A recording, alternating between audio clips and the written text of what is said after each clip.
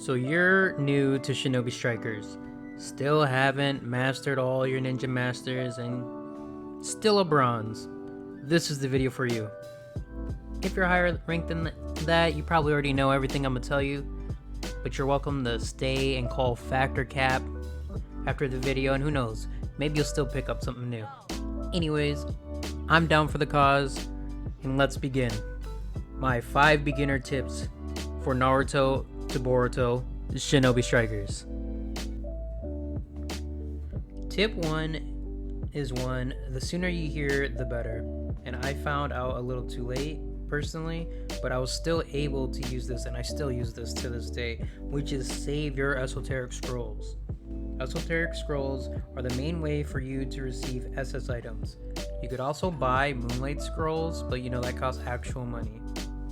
And esoterics are hard to come by after you've unlocked all of your ninja masters. I think you get like 5 or 10 per ninja master, so you want to be able to save those so you don't have to put money in to get the item you want. Also, speaking of SS items, there are only a certain number of SS items in the shop at a certain time. So right now it's the new defense weapon. We got a Hinata fit, range fit, but next week or maybe 2 weeks from now, we're gonna have a new shop rotation, and there's gonna be new SS items in there. So you want to save your esoteric scrolls for the SS item you want, so like chakra claws or Uchiha blade or a moonlight sword, or any of the like SS fits as well, or ninja tools. Regardless, save your esoterics. Do not just spend them. Tip 2 is obvious and generic, however, it needs to be said. And while you're doing tip 2, you can be doing all the other tips as well, which is play the game or put in the hours. Too often do I have people come in my chat, twitch.tv/down for the cause, and may as well, while you're at it, subscribe to the channel, no big deal. But too often do they come in my chat and say that they're the best or that they suck. And when I look at their profile, they only have around 100 hours. 100 hours is not enough time to determine whether you are Madara or Sakura. Think, what if after 3 weeks, LeBron said he sucks and doesn't want to play basketball anymore? Now, I don't know if LeBron was goated at the start, but I do know he's goated now. And do you want to know why? It's because he put in the hours. So, put in the hours. Tip 3 is to experiment, and I'm gonna have Uncle Iroh take over for a bit. Fire is the element of power. The people of the Fire Nation have desire and will, and the energy and drive to achieve what they want. Earth is the element of substance. The people of the Earth Kingdom are diverse and strong. They are persistent and enduring. Air is the element of freedom. The air nomads detached themselves from worldly concerns and found peace and freedom. Also, they apparently had pretty good senses of humor.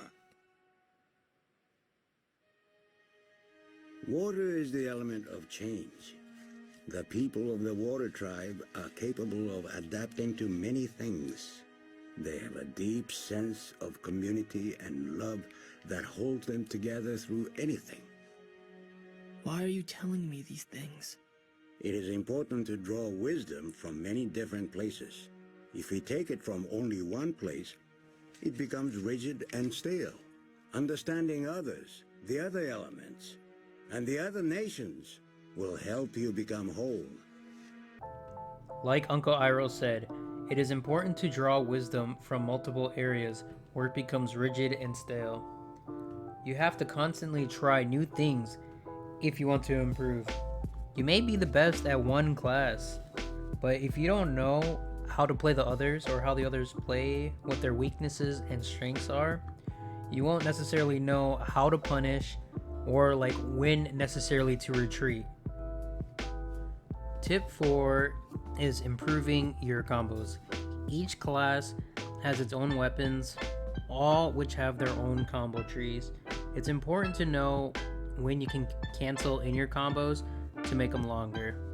A basic combo extension on the ground would be they hit R2 square for example, if you're a healer, you can just hit R2 square over and over. I think it stacks up to 7 times before your opponent's forced to get knocked down. This will turn like a healer's bad combo, which is usually just square, square, square, into a decent combo. So instead of a 3-hit combo, you'll get a 7. With some weapons, you can chakra dash back. So like you dash in, get your like little homing or dash stun. You can chakra dash back, and then attack again with another dash stun. But let's just keep it simple. In the air, you can cancel your combo with kunai, jump, chakra dash, or jutsu. Be sure to practice to find out what combo is best for you. Tip 5 is low-key probably the most important for Shinobi Strikers, which is movement. You really have to have your movement on point. Like, you can have average combos in this game and like get away with a lot, but if your movement is not up to par, you will not be able to succeed at a higher level. Anyone who does not know advanced movement, I just don't see being a threat to anyone who does know advanced movement. You may not know this. Well, you probably don't because you're new to the game. But you can cancel your landing lag in this game. And you do this by hitting R2 right when you land, which is wire kunai or chakra jump. So, right as you're landing, when your hand, if you don't hit R2, your hand will touch the ground. Now, I don't know how many frames this is, but it's enough. It's enough to make a difference overall and make you significantly slower than your opponent who is canceling their lag. So I have a full guide on this. You can I'll leave a link in the description. But yeah, you definitely want to work on canceling your landing lag and working on other advanced movement techniques for your striker's journey. Alright, and that's it for my 5 beginner tips to improve at Shinobi Strikers. Let's go over them again just in case you forgot. Okay, just in case. One last time. One last run through. So we got, tip 1, save your esoterics. The only thing that you'll be able to use to get certain items in the game. Tip 2, play the game, put in the hours. All right, Rome wasn't built overnight. You're not going to become a goat overnight. I mean, you might be the most goated person ever, but statistically you're not. Okay, you could be an exception, but maybe the next person's not. Step 3, which was, hold up, give me a sec. Experiment.